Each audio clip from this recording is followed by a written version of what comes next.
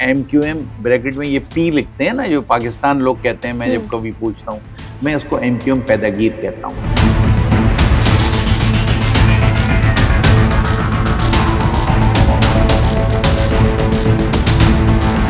न बिकने वाले, न झुकने वाले, न डरने वाले, न दबने वाले, तहरीकी साथियों, अस्सलामु अलैकुम। उन्होंने अपने बानी से तो लाताल्लुकी का इजहार कर लिया है, उसमें ऐसा लगता है उसकी रूह जो है वो खत्म हो चुकी है। जरूरत इस बात की थी कि वो तरीके सियासत तब्दील करते, बानी तब्दील नहीं करते। कभी भी बाप चेंज नहीं होता है। ये बल्दियाती इख्तियारात, ये भंगी की नौकरी, ये हमारे मसाइल का हल नहीं है। ये मेयरशिप को हम भंगी से ज्यादा हैसियत नहीं देते हैं। इतना बड़ा शहर, उसका मेयर मेयर मेरे लिए भंगी है।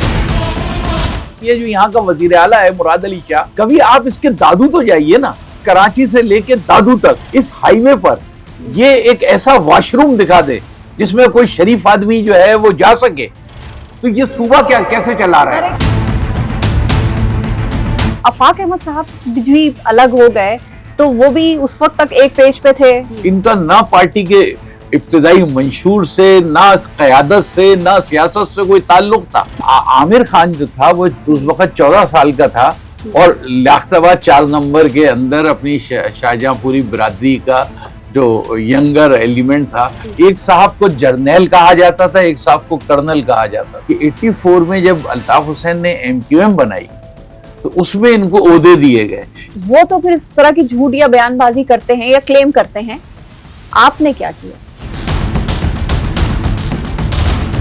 हम तो बात कर रहे हैं सिंध की एडमिनिस्ट्रेटिव डिवीजन की ना।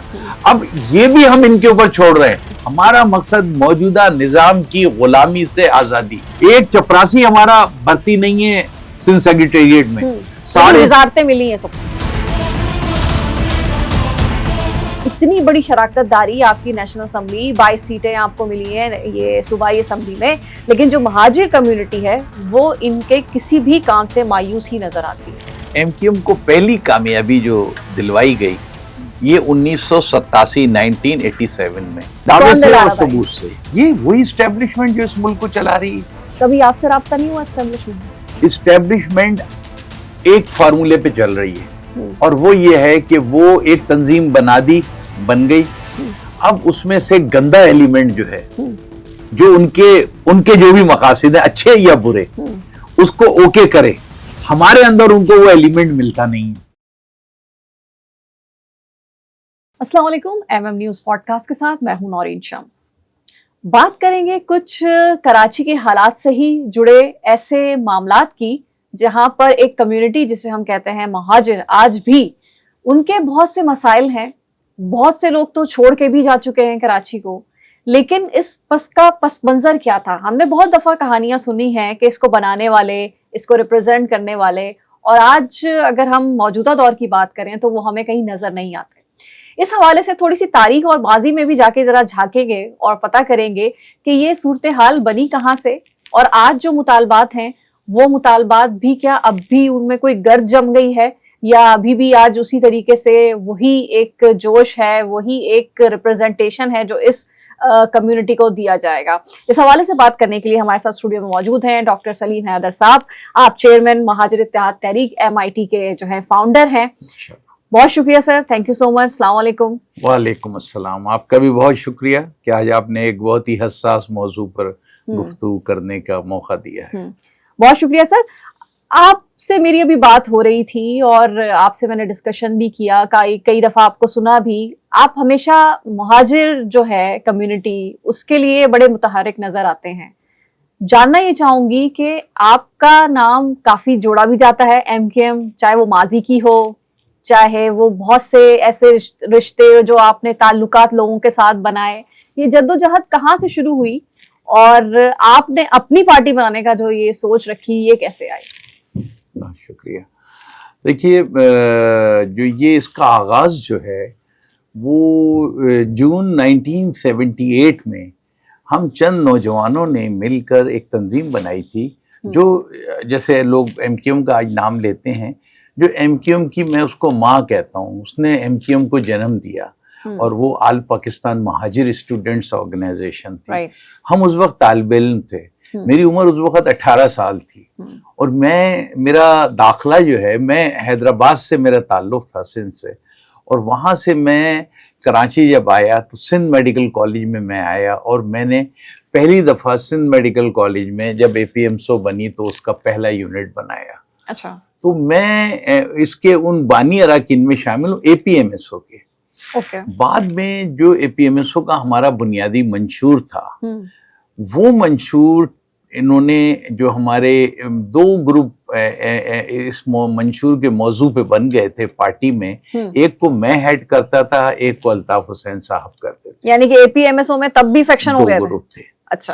تو اس وقت 13 مارچ 1984 کو، فروری 1984 کو ضیاء الحق نے کوٹا سسٹم میں 10 سال کی توسیع کی تھی.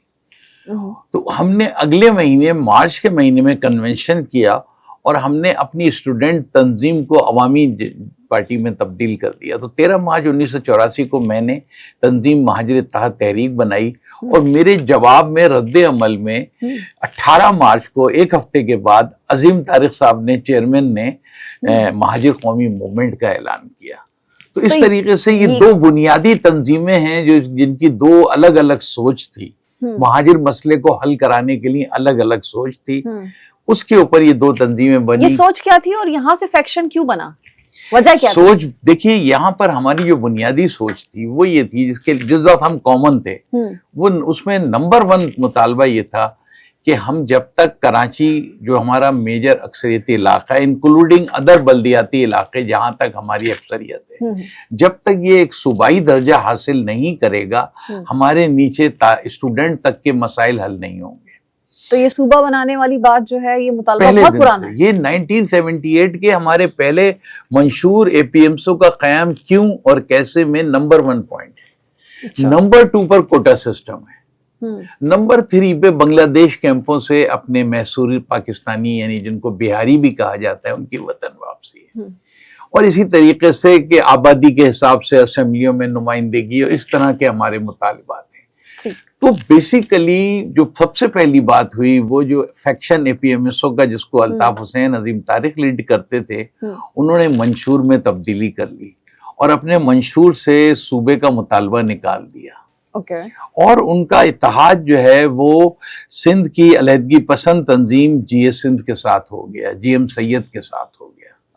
اس پوائنٹ پر ہمارا گروپ جو تھا یا ہمارے لوگ جو تھے وہ سب الگ ہو گئے اور انہوں نے اپنی تنظیم الگ بنائی. یہ سپلٹ ہو گیا سے یہ ایک دو جماعتیں، اور یہی مہاجروں کی دو بنیادی جماعتیں، مہاجر اتحاد تحریک اور مہاجر قومی موومنٹ. تو یہ ہمارا اس طرح سے آغاز تھا. ذرا تھوڑی سی نظر ثانی کریں کہ آپ نے بتایا شروعات سے ہی فیکشن اور سپلٹس ہوئے تھے، تو آفاق احمد صاحب بھی الگ ہو گئے، تو وہ بھی اس وقت تک ایک پیج پہ تھے. آفاق احمد جو تھے وہ جب یہ الگ ہو گئے ہیں ہمارے دو فیکشنز، تو اس وقت اے پی ایم ایس او تھی، جیسے میں نے کہا نا، 1978 سے لے کے اور 84 تک تو اے پی ایم ایس او تھی.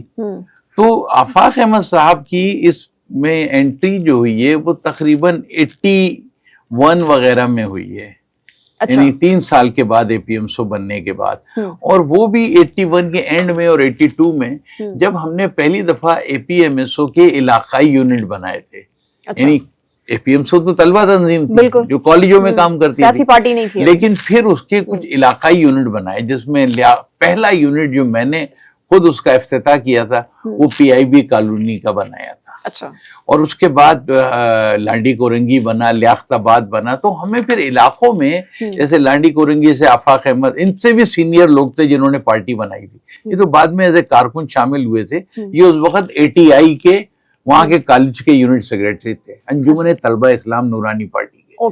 اور عامر خان جو تھا وہ اس وقت 14 سال کا تھا اور لیاقت آباد 4 نمبر کے اندر اپنی شاہجہاں پوری برادری کا جو ینگر ایلیمنٹ تھا. تو یہ لوگ ہمارے علاقائی یونٹوں میں شامل ہوئے.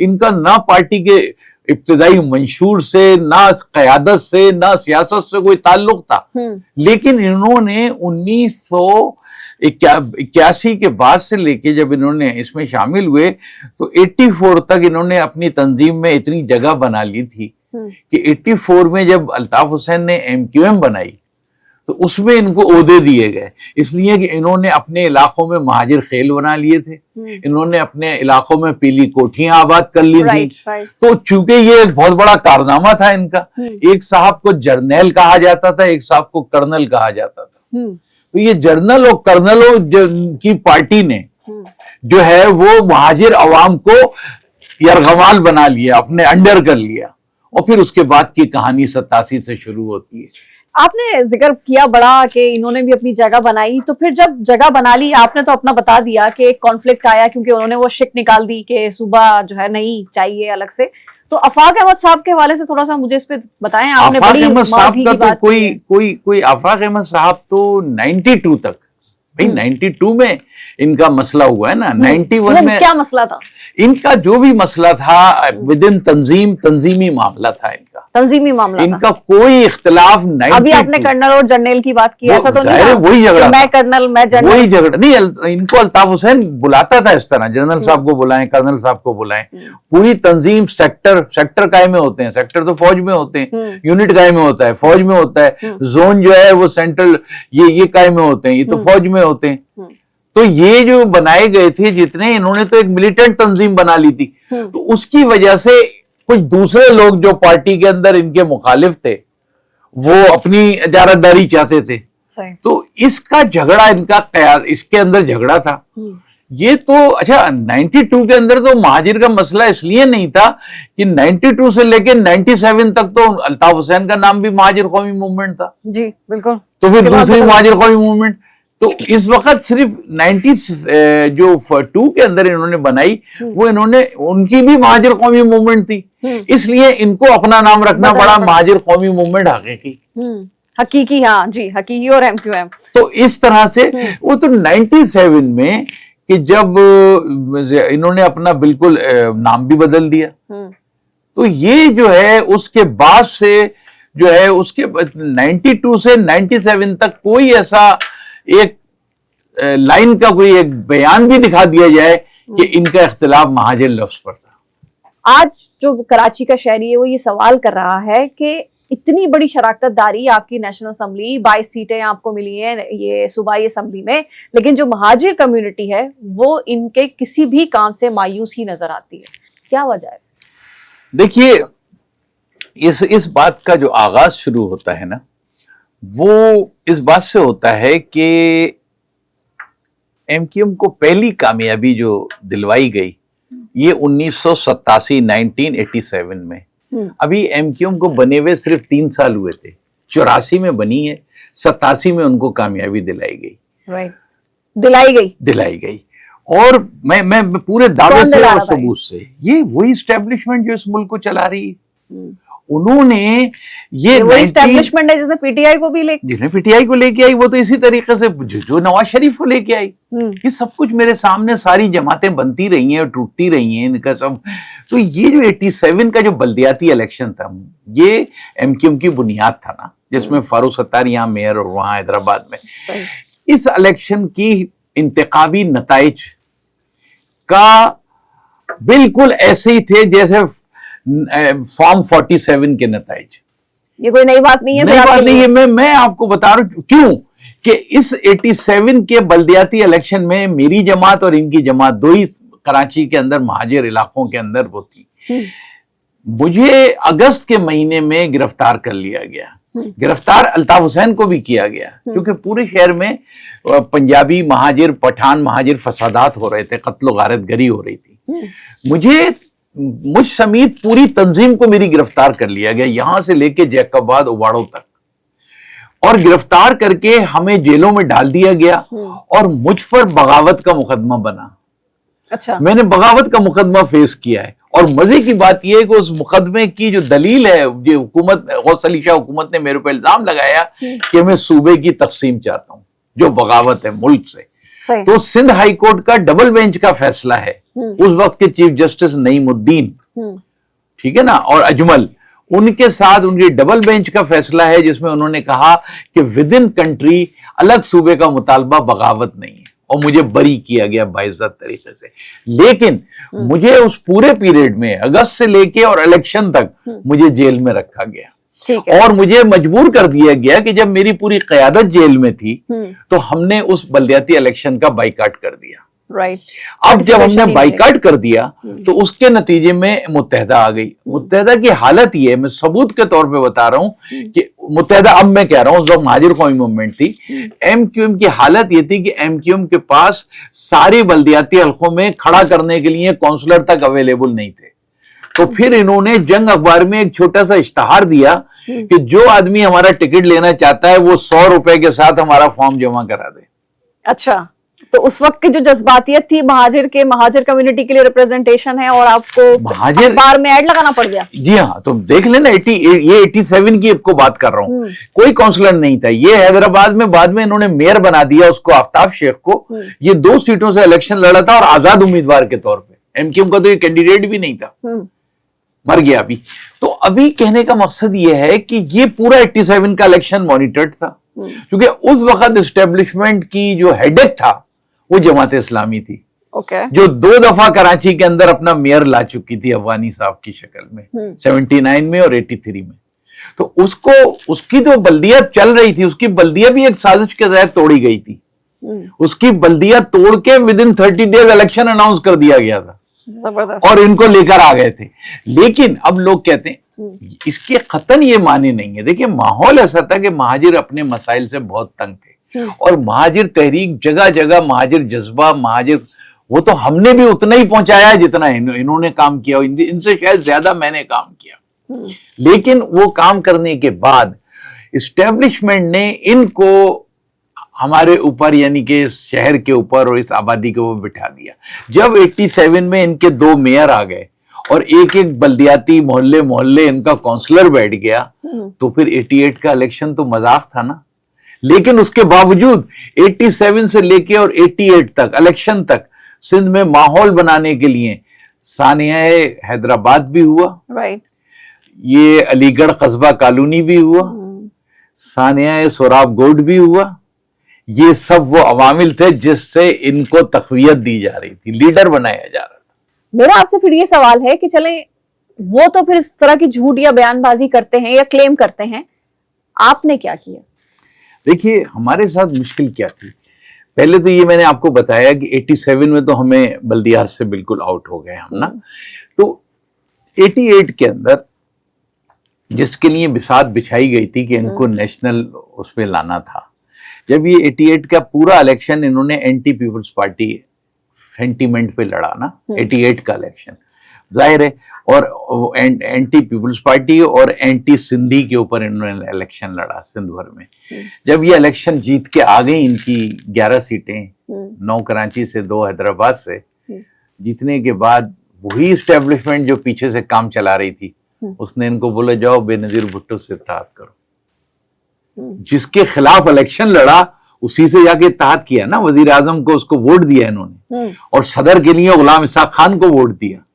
یہ جو مہاجر نظریے پہ اگر یہ چل رہے تھے تو اس غلام اسحاق خان کے مقابلے کے اندر ایک مہاجر صدر کا امیدوار تھا احمد جعفر, جو بابا مہاجرین کہلاتے ہیں. سر پھر سوال تو پھر یہ پیدا ہوتا ہے کہ آج بھی جو صورتحال ہے ایم کیو ایم کی, یہ ڈیلیگیشن وہاں ڈیلیگیشن ہمیشہ ادھر ادھر گھومتے رہے ہیں, تو کیا یہ کوئی نیا ان کا پینترا نہیں ہے؟ میں آپ کو یہی بتا رہا ہوں کہ اچھا انہوں نے 88 میں یہ کیا, 90 کا صرف 18 مہینے کے عرصے میں 2 الیکشن ان کو مل گئے. دنیا پاکستان کی تاریخ تو یہ ہو کہ لوگوں کو 12 سال الیکشن نہیں ملتے, 2-3 دفعہ ایسا ہو گیا. ان کو تو 18 مہینے میں 2 الیکشن مل گئے.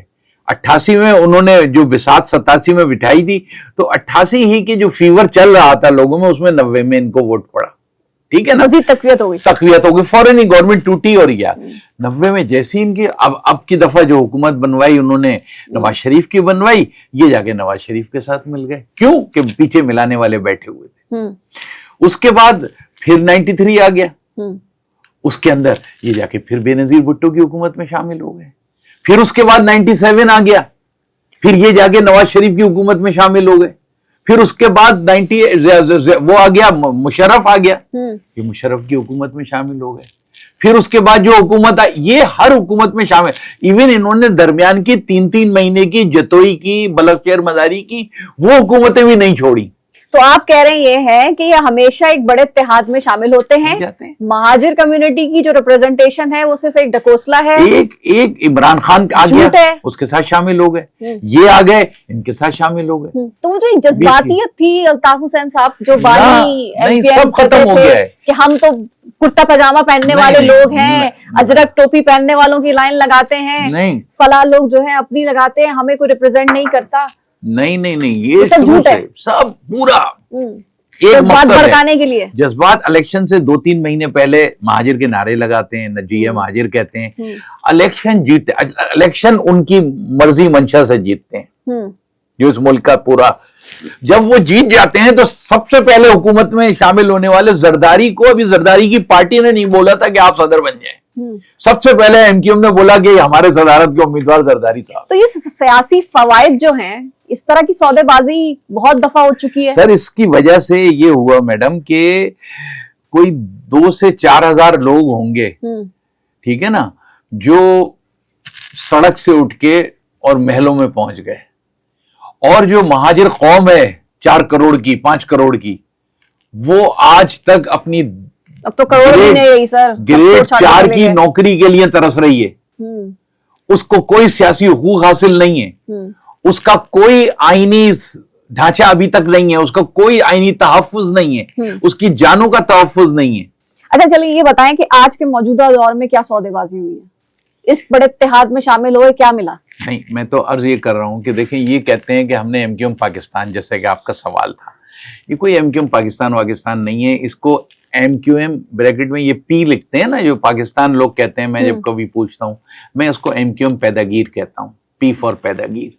یہ پورے کے پورے لوگ جتنا ٹولہ ہے ایک پورا وہ بن گیا, یہ اپنی پارٹی کی صفوں میں کسی کیریکٹر والے آدمی کو آنے نہیں دیتے ہیں, انٹری نہیں دیتے ہیں, یہ ڈھونڈ کے کسی ٹسوری کو لاتے ہیں, منع کہ اس کو وہ وہاں ساری زندگی خود لاتے ہیں, اس کو دیکھ لیتے ہیں کہ اب یہ ایسے لوگوں کو جگہ دیتے ہیں نئے لوگوں میں کہ جو ان کی پیداگیری میں ساتھی بن سکے, ان کے کاموں میں. ان کے پاس اب پوری پارٹی میں ایک آدمی کیریکٹر والا نہیں ہے کہ جس کے لیے کہہ سکیں کہ اس آدمی پہ اعتماد کرو. سیاست اعتماد کے ساتھ ہوتی ہے. اچھا وہ جو یہ انتخابی ڈھکوسلے بازی ڈرامہ, وہ جو ان کے جن کو یہ پہلے تو انہیں روحانی باپ کہتے تھے, بانی بھی کہلاتے ہیں, وہ جو ان کا طریقہ سیاست. اچھا یہ جو پاکستان بنی ہے, کیا اس نے اپنا منشور میں ایک فل اسٹاپ اور کاما کا بھی فرق کیا ہے جو M Q M Altaf Hussain کا تھا منشور؟ کیا انہوں نے نام میں تبدیلی کی ہے؟ کیا انہوں نے طریقہ سیاست میں تبدیلی کی ہے؟ نہیں. آپ کے مطابق جو آپ نے ماضی کا حال سنایا ہے اسے تو لگتا ہے کہ سب کچھ ایکشن ریپلے چل رہا ہے. 88 سے لے کے اور یہ 2024 تک سیم ہی ہو رہا ہے. تو یہ صرف اتنا سا بات یہ ہے کہ یہ کیا ہوتا ہے کہ پاکستان کی جو اسٹیبلشمنٹ کی ضروریات ہوتی ہیں یہ اس کو بھانپ لیتے ہیں. اب جب حکومت تبدیل, اگر آج کوئی ایسا اتنی سینس ہے ان کے اندر بھانپ لینے کی, یہ تو سینس ان کو مل جاتی ہے اور انڈیکیشن بھی دے دیا جاتا ہے ان کو کہ آپ سب سے پہلے حکومت یہ چھوڑتے ہیں, ڈکٹیشن ملتا ہے.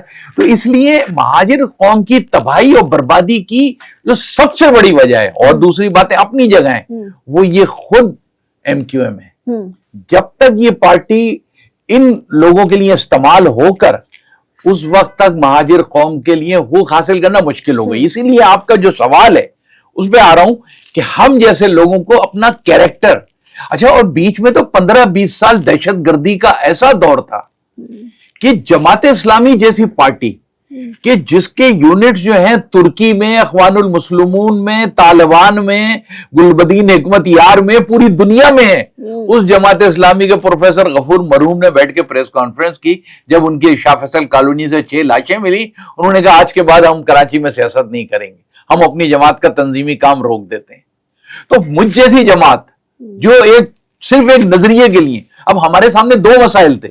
ایک طرف اس کا مقابلہ کریں دہشت گردی کا, اس سے کیسے بچیں کیونکہ انہی آبادی انہی محلوں میں ہمارا کارکن بھی وہی ہے مہاجر, اور دوسری طرف یہ سازش جو ہے یا تو ان سے بچتے ہوئے ہم ان کے گڑھے میں گر جائیں.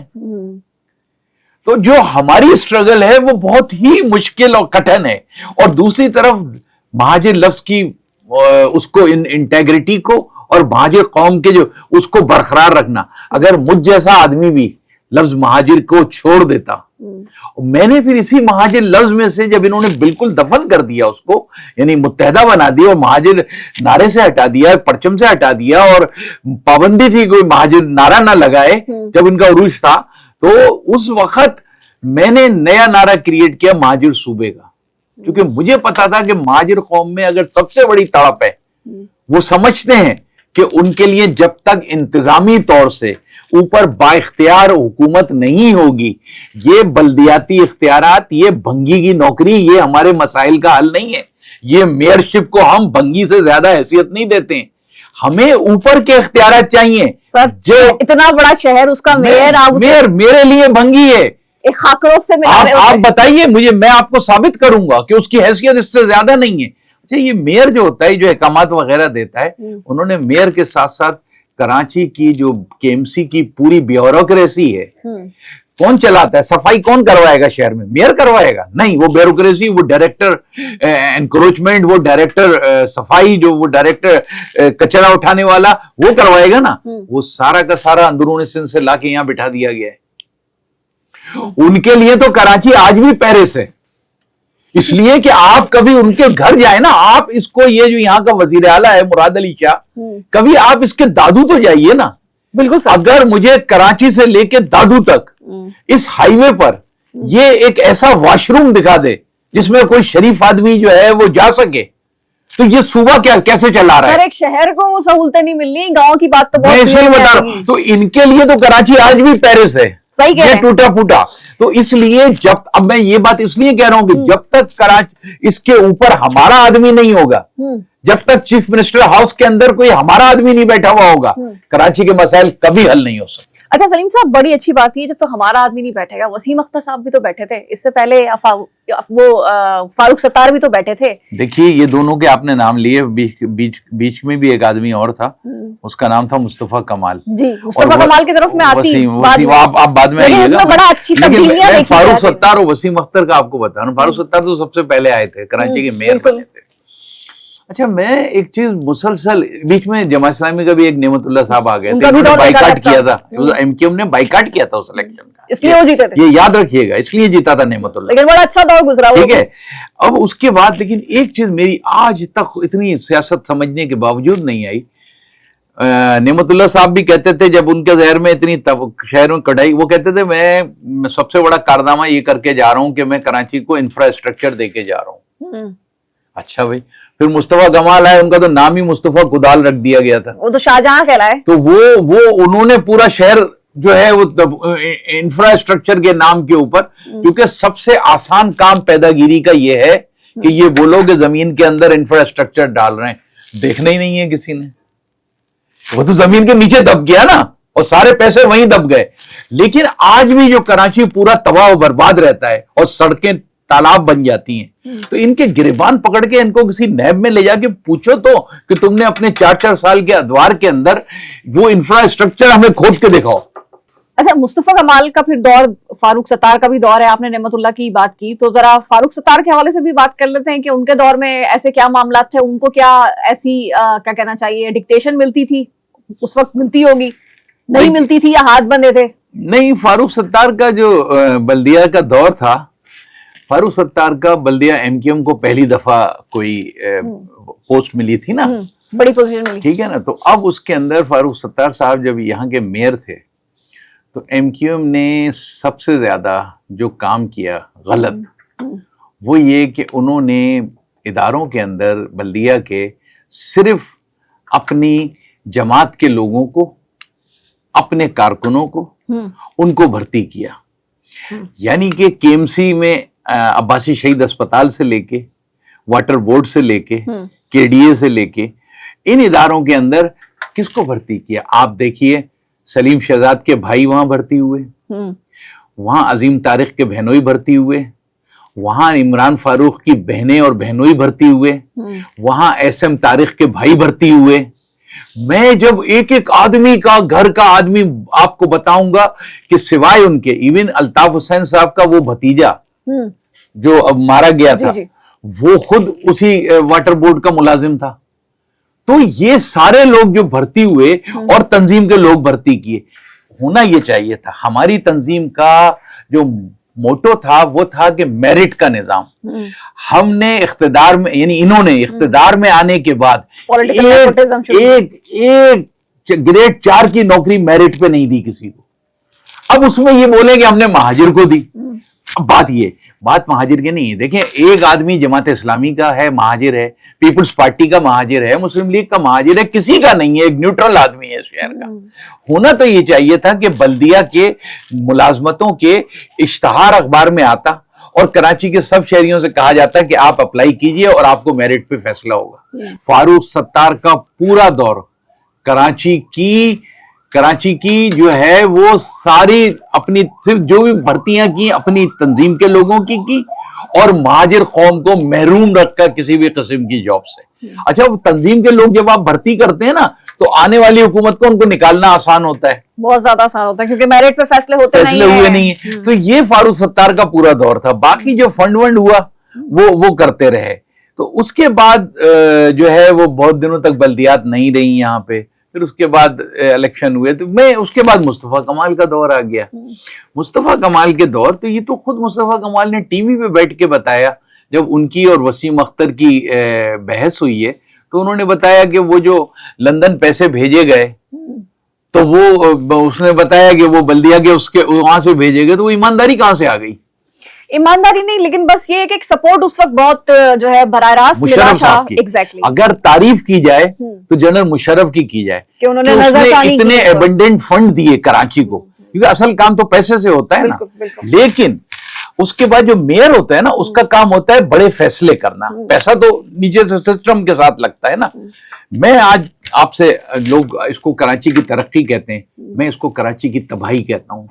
जो कराची के अंदर, उसमें देखिए, अब मिसाल के तौर पे सबसे ज्यादा जो उनकी वो अपने कारनामा बताते हैं, वो ये जो पुल बनाए हैं शहर के अंदर, फ्लाईओवर कहते हैं ना, वो उनका बहुत बड़ा कारनामा है। जो ये मैं उसको कहता हूँ, ये छोटी छोटी पगडंडियां और जो पुलियां उन्होंने बनाई हैं, उससे कराची को तबाह बर्बाद किया है।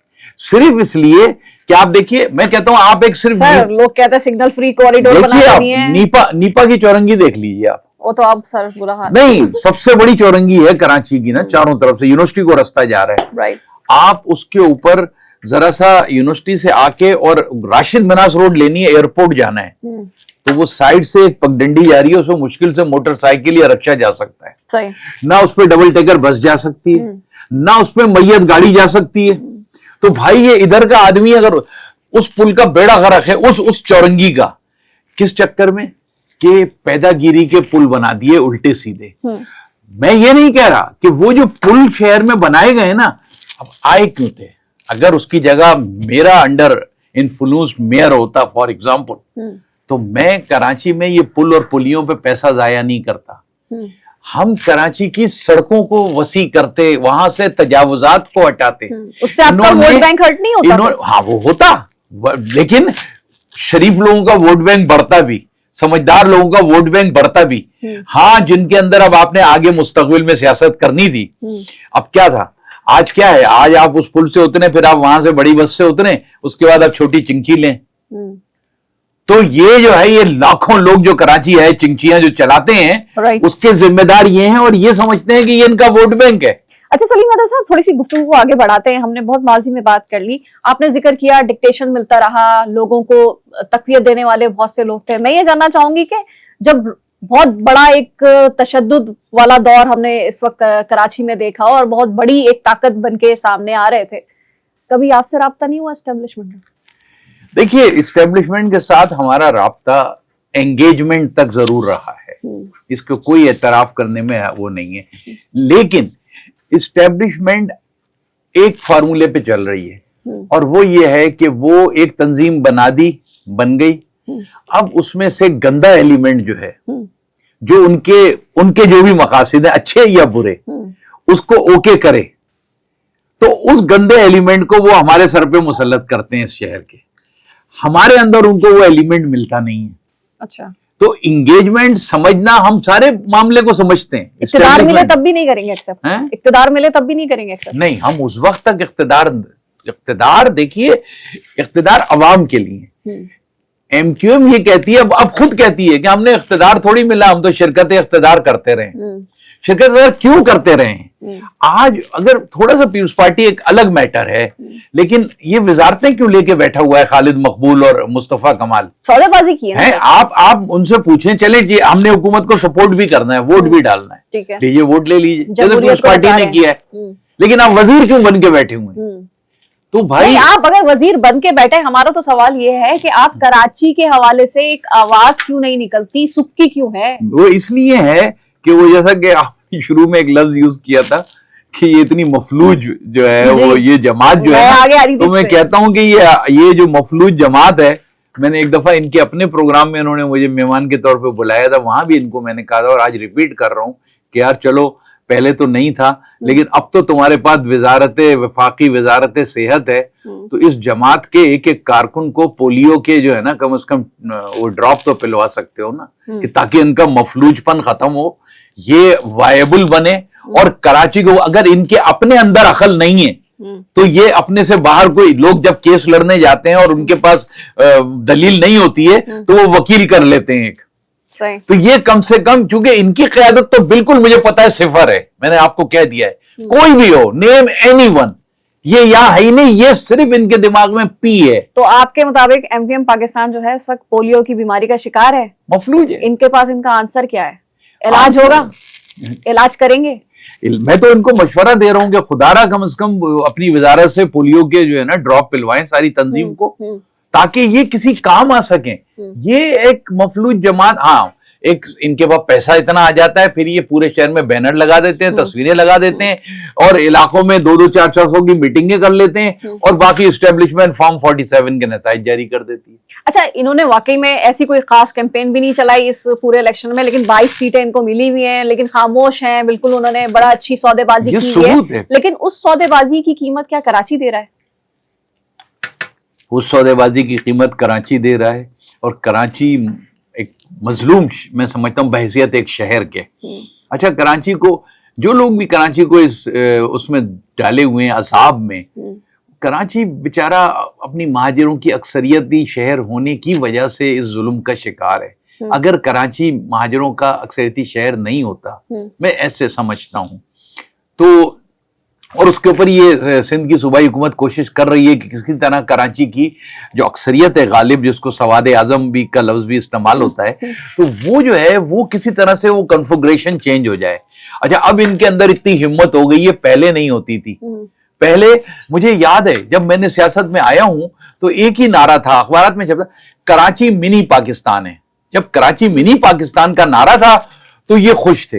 अब कोई भी सिंध का हुक्मरान कराची मिनी पाकिस्तान नहीं कहता, वो कहता कराची सिंध है, सिंध का सर आए है।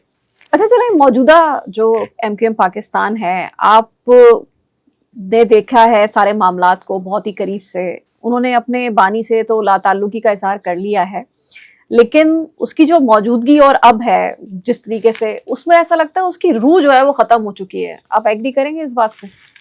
बिल्कुल, वो तो मैंने आपको जैसा कि इब्तिदा में भी कहा कि अब तो रूह क्या, जिस्म भी खत्म हो गया है, अब तो सिर्फ राख है। उसका उन्होंने एक पुतले बनाए हुए हैं कुछ उस राख के, और बाकी बानी के साथ उनका ताल्लुक ये इसके अंदर तो बिल्कुल खत्म हो गया है। लेकिन खत्म हो गया बिल्कुल, लेकिन बानी के साथ तो उनका ताल्लुक दायरे, क्योंकि बहुत लोगों को शक व शुबा होता है कि नहीं उन्होंने पहले डिसोन कर दिया उन्होंने अपने बानी को खुद ही। तो लेकिन ये है कि जो बानी का तरीका सियासत है उसको कैरी कर रहे हैं। अच्छा, जरूरत इस बात की थी कि वो तरीका सियासत तब्दील करते, बानी तब्दील नहीं करते, क्योंकि बानी तब्दील नहीं होता, कभी भी बाप चेंज नहीं होता है। इन्होंने बाप चेंज करने की कोशिश की है। लेकिन अभी आपने शुरू में बताया कि सर इनको लाने वाले कोई और थे, तो बाप कौन था फिर? नहीं, वो तो जाहिर है कि इनके लाने वाले इनको सपोर्ट करने, और उनको भी वहां बैठे हैं बाहर, और इनको भी वही है सपोर्ट करने वाले। लेकिन कराची के लिए अब सीरियस होने का वक्त है, इसलिए कि कराची की तबाही ने पाकिस्तान की मईशत को तबाह करके रख दिया। अच्छा, मौजूदा इस वक्त जो रिप्रेजेंटेशन है महाजिर कम्युनिटी की, आप کی پارٹی اس طریقے سے متحرک کیوں نظر نہیں آتی ہے؟ بالکل. اور یہ جو اس وقت اب مفلوج ہے، بالکل کمزور ہے، کیا یہ آخری علامت ہے کہ اب کوئی بولنے والا یا ان کے حقوق کے بارے میں مہاجر کا کوئی نام لیوا نہیں ہوگا؟ اصل میں جب اسٹیبلشمنٹ نے چاہا اور انہوں نے آرام سے قبول کیا تو انہیں 4 سیٹیں ملی کراچی سے پچھلے الیکشن میں. اب جب اسٹیبلشمنٹ نے دوبارہ ان کو ختم کرنا تھا تو ان کو 22 دے دی. تو یہ تو اب اگلی دفعہ اگر اسٹیبلشمنٹ ان کو 0 پہ رکھ دے تو یہ کیا بگاڑ لیں گے کسی کا؟ اس لیے کہ عوام میں تو ان کا امیج اب ہے نہیں، عوام ساری ان کے خلاف ہو چکی ہے. تو یہ اب میرا خیال یہ ہے کہ وہی اسٹیبلشمنٹ جنہوں نے ان کو بنایا تھا، اگر کبھی آئندہ الیکشن ہوا، جو ویسے تو مجھے آئندہ کبھی الیکشن ہوا مجھے تو مستقبل قریب میں نظر نہیں آتا الیکشن، اور مجھے سمجھ میں بھی نہیں آتا ہے کہ یہ جو ابھی جو اس وقت سسٹم چل رہا ہے، یہ آپ کا تجزیہ ہے یا آپ کی ایسی ایک رائے ہے؟ نہیں، یہ میرا تجزیہ ہی کہہ سکتا ہوں، رائے تو ابھی نہیں کہہ سکتا کہ یہ مجھے نظر ایسا آ رہا ہے کہ مجھے دور دور تک الیکشن نظر نہیں آتا ہے. تو یہ ابھی جو سسٹم اس وقت چل رہا ہے، یہ جس کو سارا میڈیا ہائبرڈ سسٹم کہتی ہے، تو یہ ہائبرڈ سسٹم کسی دن تو کولیپس ہونا ہے. اچھا، یہ کولیپس ہوگا تو اس کے بعد جو ہے وہ یہاں پر ملک کی حالت ایسی ہو گئی ہے ہر طریقے سے. اکنامی سب سے بڑی چیز ہوتی ہے، لا اینڈ آرڈر، اصول، قانون، عدالت، انصاف سب کا بیڑا غرق ہوا ہے. اس کو ریفارم کرنے کی ضرورت ہے. کون کرے گا؟ وہی کریں گے جو ملک چلا رہے ہیں بالآخر، اس لیے کہ ورنہ تو ملک اللہ نہ کرے نقصان پہنچ جائے گا ملک کو. الیکشن نہیں ہوں گے، چلانے والے اس کو آ کے صحیح کریں گے، صحیح کرنا ہے ان کو، ورنہ ملک چلانا. آپ اس کو حمایت کریں گے اگر وہ آ کے ریفارم گورنمنٹ بناتے ہیں یا ریفارم سسٹم بناتے ہیں جس کا ایجنڈا ہی صرف ملک کو صحیح کرنا ہوگا، صوبوں کو صحیح کرنا ہوگا. اب دیکھیے ابھی اس کی بات ہو رہی ہے، یہ 4 صوبے جو ہیں جو آئین کے تحت آئین کی بڑی بات ہوتی ہے، یہ 4 صوبے مانسٹر بن گئے ہیں. یہ 4 صوبے گلگت کو کہہ لیں، وہ ابھی تک کنفرم نہیں ہے، لیکن اب دیکھیں نا یہاں سندھ کے اندر لے جا کے، یہاں سے کراچی سے وہ وکیلوں کا 100 وکیلوں کو پکڑ کے پیسے دے کے وہاں اواڑوں کے بارڈر پہ بٹھا دیا، اور وہ کہہ رہے ہیں پنجاب سے گاڑی نہیں آنے دیں گے. بتائیے ملک کے اندر ایک صوبے سے دوسرے صوبے عوام کے ٹریول کرنا، ہفتہ 10 دن بیٹھے رہے، اور کیا مطالبہ ہے؟ 6 نہریں نہیں بنیں گی. کیوں نہیں بنیں گی؟ نہریں بھی بننی چاہیے، ڈیم بھی بننے چاہیے. سب سے پہلے کالا باغ ڈیم کا فیصلہ ہونا چاہیے. اس ملک کے سسٹم کو ریفارم کرنا پڑے گا. جب تک یہ بلیک میلنگ اور سندھ کے نظام کو حد ہو گئی ہے. پاکستان نے تو خود کنال کے خلاف جو ہے احتجاج کیا تھا سر، وہ تو یعنی کہ آپ کا سٹانس بالکل ہی مختلف ہے. بالکل مختلف ہے. تو شروع سے کہتے ہیں یہ کالا باغ ڈیم فرض کریے بنتا ہے، کالا باغ ڈیم کا سب سے بڑا بینیفیشری جو ہے وہ کراچی ہوگا. پانی سے جو بجلی بنتی ہے وہ 20 پیسے یا 8 آنے کے اندر جو ہے نا پر یونٹ بنتی ہے. تو کراچی کو سب سے زیادہ بجلی کی ضرورت ہے نا انڈسٹری چلانے کے لیے. کالا باغ ڈیم تو بہت بڑی بات ہے. K4 منصوبہ کی ناکامی کا کیا مطلب؟ دیکھیے K4 نہیں، وجہ تو وہی ہے کہ اوپر جو بیٹھا ہوا ہے ریڈ زون کے اندر، یہ کراچی کے لوگوں کا کوئی مسئلہ حل کریں گے ہی نہیں. اس لیے K4 بھی جب تک کراچی اب جیسے پورے ملک میں ایک بات ہو رہی ہے، میں پھر بار بار اس ملک کے کرتا دھرتاؤں کو اپیل کر رہا ہوں کہ خدا را کراچی کو آپ نے آخری مقام تک پہنچ گیا ہے. عوام کا لاوا پھٹ گیا تو پھر میرے کسی کے بھی کنٹرول میں نہیں ہوگا. اس لیے اس سے پہلے کراچی کے اوپر توجہ دیں. یہ بین الاقوامی شہر ہے، یہ کوئی سندھ کا تاج اور سندھ کا ہار اور سندھ کا سر نہیں ہے. یہ ایک بین الاقوامی شہر ہے. اس کو اسی طرح دیکھو جیسے گریٹر ٹورنٹو ہے، گریٹر کوالمپور ہے، گریٹر ابھی بیجنگ، 4 شہروں کو ملا کے انہوں نے چائنا کو کیا پڑی ہے، اس کو ایک اسٹیٹ بنا دیا ہے، ایک صوبہ بنا دیا ہے، اور تاکہ اس میں بیجنگ بھی ہے، اس میں شنگائی بھی ہے. اچھا چلیں فرض کرتے ہیں، لیٹ سپوز مان لی آپ لوگ کی بات، ٹھیک ہے، کمیونٹی کی، کہ ایک نیا صوبہ یا انتظامی یونٹ بنتا ہے جس کا بہت زیادہ بھرپور جو ہے اس کا ساتھ بھی دیں گے اور میرے خیال سے اس پہ ایگری بھی کریں گے. کیا دیکھتے ہیں کیا صورتحال ہوگی؟ Who would be the power in that province or that unit? دیکھیے میں تو پہلے تو میں سب سے بڑی بات یہ کہ میں صرف یہ نہیں کہہ رہا، میں تو کہہ رہا ہوں پورے ملک کے اندر بنائے جائیں، ایک نیشنل کمیشن بنایا جائے، قومی کمیشن بنایا جائے، اور وہ تمام علاقوں کی ضروریات کے مطابق فیصلے کرے، کسی سے نہ پوچھیں، ہم سے بھی نہ پوچھیں، نام بھی اپنی مرضی سے رکھ دیں۔ ہم تو کہہ رہے ہیں یہ جو پرانے تم نے نام سندھ بلوچستان ہے یہ بھی تبدیل کر دو، ان کا نام بھی کوئی اچھا سا رکھ دو۔ کیوں اتنے سالوں بعد تو خیبر پختونخوا جا کے بنا، تو اب سندھ سرحد تھا اس کا نام، کراچی، اس کا نام سرحد تھا۔ سرحد اس لیے تھا کہ ڈیونڈر لائن کی سرحد تھی وہاں۔ سرحد تو کوئی نام نہیں ہے نا۔ نہیں وہ سرحد آئیڈینٹیفائی کر رہی تھی کہ ہم افغانستان سے الگ ہیں۔ وہ جماعت جو اس لائن کو تسلیم نہیں کرتی ANP، اس نے لفظ سرحد کو ختم کر کے پختونخوا نام رکھوایا۔ اس پر وہاں کی ہزارہ برادری نے احتجاج کیا، 3 ہفتے تک تعطل رہا، اس کے بعد خیبر پختونخوا میں لفظ خیبر کا اضافہ انہوں نے کروایا۔ اس ملک میں سارے کام اس نوعیت کے ہو رہے ہیں۔ تو آپ کے کیا سجیشنز ہیں؟ ہم تو یہ کہہ رہے ہیں کہ یہ ملک کو ایک نیشنل کمیشن کے ذریعے 10 12 20 22 ڈویژنز کو ایک نیا ایڈمنسٹریٹو سیٹ اپ اس ملک کو دیا جائے، تاکہ یہ صوبوں کی بلیک میلنگ ختم ہو، کسی پہ یہ الزام نہ لگے کہ یہ پنجابی ہے مریم نواز تو یہ سندھی ہے، بلاول جو ہے تو یہ الزام نہ لگے، اور جھوٹ منافقت نہ ہو، اندر سے آپ اپنے قوم پرستی کر رہے ہوں اور اوپر سے آپ جو ہے نا وہ قومی لیڈر بنے پھر رہے ہوں۔ میں آپ سے پھر سوال جو ہے عرض کروں گی کہ آپ نے کہا ہے ایک نیا یونٹ بنے، ٹھیک ہے، مہاجر جو ہماری کمیونٹی ہے اس کو ایک الگ حصہ ملے، تو یہاں پہ پاور والا جو بندہ ہے یا جس کو حکمرانی ملے گی وہ کون ہوگا، اور کس کو دیکھتے ہیں آپ؟ دیکھیے ابھی آپ مجھے یہ کہہ رہے ہیں کہ پنجابی نہیں ہونا چاہیے، تو کیا ہم اتنے ہیں کہ ہم زبان سے ہٹ کر اس طرح سے لوگوں کو الیکٹ کر سکیں؟ دیکھیے اگر یہ ایک نیا ایڈمنسٹریٹو یونٹ بنتا ہے تو ایک تو ظاہر ہے کہ اس دوران میں ایک اسٹرگل ہوگی، اور اسٹرگل کے بعد ہی ڈیمانڈ جو ہے نا وہ ایکسپٹ ہوگی نا، تو یہ یہاں سے نئی قیادت نکلے گی، نئے لوگ سامنے آئیں گے۔ میں تو ابھی کہتا ہوں کہ اگر آئین اس کی راہ میں رکاوٹ ہے تو اسی آئین کے اندر ایک شق ہے جس کے تحت ریفرینڈم ہو سکتا ہے۔ رائٹ، اگر پاکستان کے کرتا دھرتا مقتدرہ ملک بھر میں ایک ریفرینڈم کا فیصلہ کرے، اور وہ ریفرینڈم عوام کی مرضی آنے کے بعد ملک کے اندر ریفارمز کی جائیں، میں ریفارمز کی بات کر رہا ہوں کہ ایک مسلسل پاکستان کو صحیح کرنے کے لیے اگر پاکستان کے اوپر کے سسٹم کو بھی اگر پارلیمانی کی جگہ میں صدارتی نظام لگانا پڑے تو وہ بھی لگا دیا جائے، اس لیے کہ جب تک پاکستان میں ٹھوس فیصلے نہیں ہوں گے، جب تک اس ملک کو ہماری ہمدردی، ہماری محبت، ہمارا جذبہ اس ملک کے ساتھ ہے، یہ ملک باقی رہے گا تو ہم باقی رہیں گے۔ پیپلز پارٹی کہتی ہے تو پھر یہ ملک کو پھر ٹکڑے ٹکڑے کیوں کرنے کا مطالبہ کرتے ہیں؟ نہیں ٹکڑے تو نہیں ہوگا نا، ملک تو یہ ایک کہتے رہے ہیں گا، کہ ملک تو ختم ہو مضبوط جائے ہوگا۔ گا۔ آپ یہ دیکھیے جب ہم انڈیا کے ساتھ ہماری پارٹیشن ہوئی ہے تو اگر 4 صوبے ہمارے پاس آئے تھے تو 8 صوبے ان کے پاس گئے تھے، آج وہ 36 ہو گئے، تو اس سے کیا انڈیا کمزور ہوا ہے یا ٹوٹ گیا ہے؟ انڈیا تو مضبوط ہوا ہے۔ لیکن پھر وہ 71 کی ایپیسوڈ سامنے آتی ہے تو لوگوں کو ڈر لگتا ہے کہ شاید دوبارہ نہ 71 کی ایپیسوڈ بھی اسی لیے ہوئی کہ ہم نے جو یہ صوبے تھے، ہم نے ایک تو 1 یونٹ کا نظام یہاں پہ بنا، 1 یونٹ سے نفرتیں پھیلی، ٹھیک ہے نا، ہم نے ان کا آبادی 56% تھی، 56، ہم جو ہے وہ 44 تھے، ہم نے ان کے مقابلے کھڑا کیا 44 کو جمع کر کے مغربی پاکستان۔ سر یہاں پہ بھی تو آج پرسنٹیج ڈیفرنٹ ہے سندھ کے اندر۔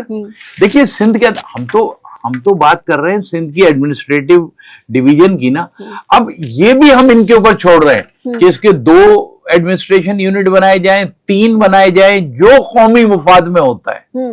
ہمارا کوئی اس میں وہ نہیں ہے ہارڈ اینڈ فاسٹ، آپ اس کا جو چاہیں نام رکھیں، ہمارا مقصد موجودہ نظام کی غلامی سے آزادی ہے۔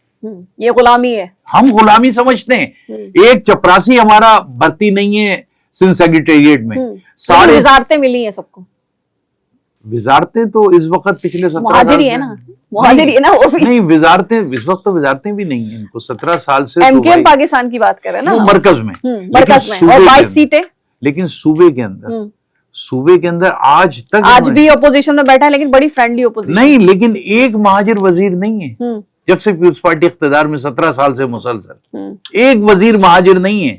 کراچی کی نمائندگی بھی کسی سعید غنی خاص خیلی کی ہے۔ اچھا چلے کراچی کا مستقبل ذرا اس پہ بات کر لیتے ہیں، کون طے کرے گا؟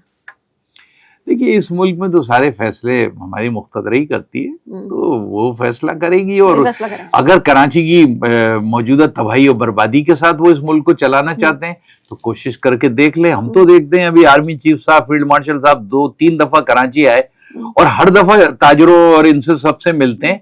एक दफा वो कराची के नुमाइंदा सियासी क़यादतों से और कराची के हमदर्द लोगों से, फिलैंथ्रोपिस्ट से, दानिश्वरों से, सहाफियों से, इनसे भी मुलाकात करें ना। ये दुकानदारों से मुलाकात करके चले जाते हैं, वो बेचारे अपने मसाइल पेश कर देते हैं। उनके तो वोट की ताकत से कोई तब्दीली नहीं आएगी?